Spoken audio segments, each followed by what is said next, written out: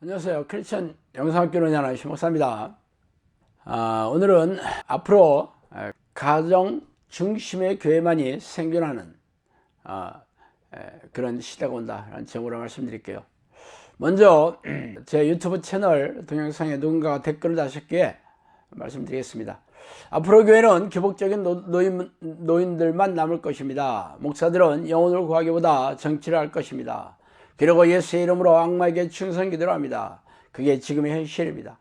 천만 기독교인은 특히 대형교회가 정치 선전장으로 바뀐 지 오래입니다. 역설이니라 무속인을 섬기는 자를 대통령 되기를 기도하고 교회는 그런 악마들에게 선전장이 되어버렸죠. 지금의 교회는 청년들이 들어오지 않고 청년과 어린 양들이 떠나가고 있어요. 주의 종이라는 분들은 이제 이걸 막기 위해 무리수를 두고 있죠. 더욱더 주님을 욕되게 팔 것입니다. 이제 어떻게 하죠? 믿음이 신실한 성도들은 진정한 주님을 찾기 위해 점점 가정 중심으로 갈 것입니다. 교회를 믿지 못하니까요. 참 안타깝습니다. 저도 이 댓글을 읽으면서 마음이 참 짠했어요. 코로나 바이러스가 창궐하기 시작한 지 2년 가까이 지나고 있죠. 그러나 지금처럼 교회 목사들이 무능하고 무기력하게 느껴진 적도 없어요. 그동안 1000만 명이 넘는 교인들이라고 으스대며 세상 사람들이 이기적이고 폐역한 집단이라고 욕을 해대도 귀를 닫고 듣지 않았어요. 목사들의 성추행과 횡령 등 입에 담기에도 추한 죄악들이 드러나도 나와는 상관이 없는 사건처럼 여겼죠. 동성애를 받아들이고 종교다원주의 용인하는 WCC에 가입되거나 교회 세습이 잘못되었다고 소리를 질러대도 남의 일에 웬 상관이냐면서 눈길조차 주지 않았어요. 그리고는 우리는 하나님이 불러주신 자녀이므로 천국은 당연한 몫이고 이 땅에서 축복을 받아 잘 먹고 잘 살게 될 것이라고 큰소리를 탕탕 치며 살았습니다.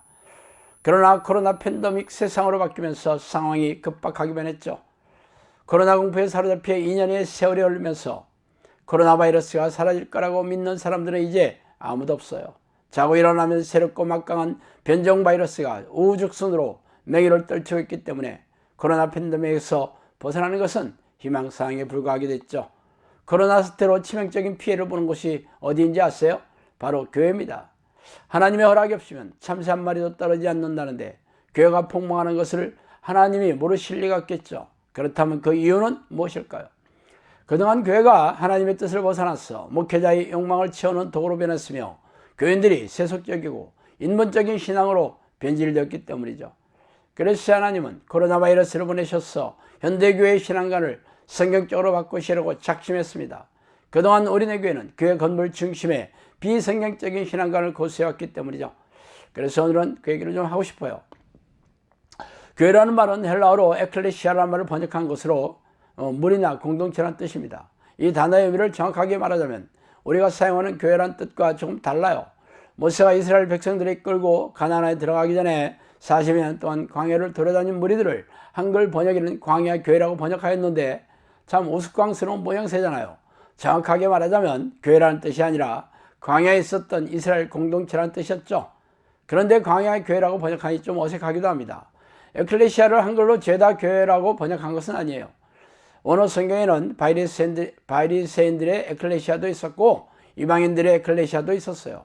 당연히 이때에는 교회라는 말로 번역하지 않았죠. 바리새인들의 교회나 이방인들의 교회라고 한다면 우리가 생각하는 교회와 혼동되어 버리기 때문이죠. 어쨌든 성경에서 말하는 에클레시아는 단지 공동체를 뜻하는 말이지 현재 우리가 생각하는 특정한 교회 교회를 뜻하는 단어는 아닙니다. 그렇다면 현재 우리가 생각하는 교회는 원어 성경에서 말하는 에클레시아가 아니라는 뜻이기도 해요.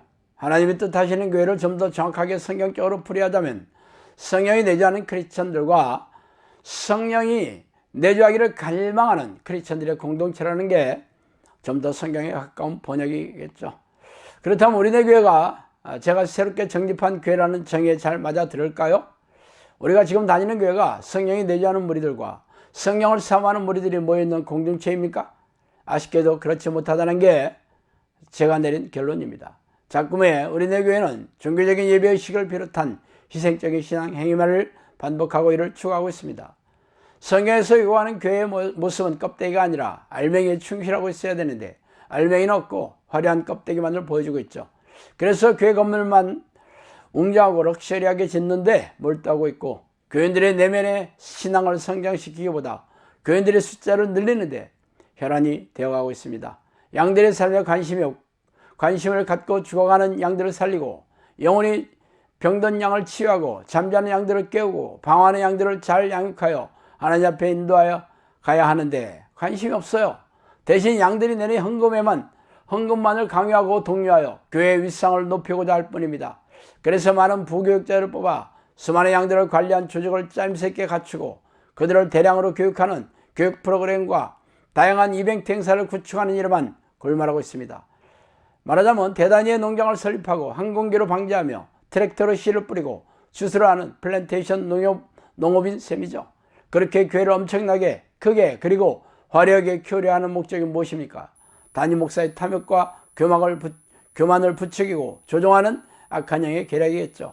이러한 교회에서 사육당하는 양들은 신앙이 실적으로 성장할 수가 없어요. 병든 양들이 일일이 케어할 수도 없고 또 케어하려고 하지 않습니다. 부교육자들은 교인들의 숫자만 세고 있는 담임 목사의 눈치만 볼 뿐이죠. 하나님은 한 영혼을 천하보다 귀하게 여기셨는데 자꾸만 우리네 교회에서는 한 영혼에 관심 없이 대량 사육하는 방식만을 고집하고 있습니다. 왜냐하면 그들은 양들이 내는 헌금과 그들의 숫자에만 관심이 있기 때문이죠. 그렇다면 한 영혼을 소중하게 여겨 천국에 드리는 교회는 어떤 교회일까요? 이제 겨우 시작한 개척교회일까요? 아니면 수백 명의 교인수를 가진 중견교회일까요? 상가 지하에 세를 얻어 이제 막 시작한 개척교회 목회자는 중견교회를 꿈꾸고 있고 중견교회 담임 목사는 하루빨리 대형교회를 키우는 것에 관심사입니다. 이들 교회는 교인수와 상관없이 대단히 농장만이 그들의 목표인 셈이죠. 아마 이런 교회에 소속되어 있는 교회들은 대형교회 목표에 올인하는 담임 목사의 전도 전략에 시도 때도 없이 내몰려야 할 것입니다. 그리고 신축 건물을 짓는 엄청난 비용을 충당해야 되겠죠. 그렇다면 이미 거대한 건물을 지니고 있는 대형교회로 가는 게 교회로 가서 예배를 드리는 게 낫지 않을까요? 적어도 건축 헌금을 내놓으라는데 시달리지 않을 테니까 말이에요. 하나님은 현재의 규모와 상관이 없이 몸집만 키우고 싶어하는 교회와 그 교회 담임 목사에게 전혀 관심이 없습니다.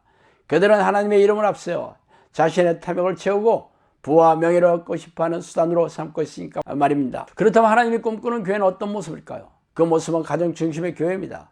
가정 중심의 교회는 이제 막 신학교를 졸업하고 가정에서 시작한 그런 가정교회가 아니에요. 가정을 중심으로 날마다 하나님과 깊게 교제하는 기도를 하고 있으며 항상 하나님의 말씀을 읽고 깨달음을 얻으며 하나님을 찬양하고 감사하며 회개하고 경배하는 교인들이 앉아있는 교회죠. 이 교회는 목사의 직분도 없으며 새벽 기도회도 없고 예배의식 때마다 참석하고 헌금을 내야 하는 부담도 없습니다. 가정 중심의 교회는 가정에서 기도를 가르치고 배우며 말씀을 깨달으며 믿음을 성장시키는 교회입니다. 이곳은 가정이 목회자이고 아내가 사모이고 자녀들이 장로이고 집사인 교회입니다.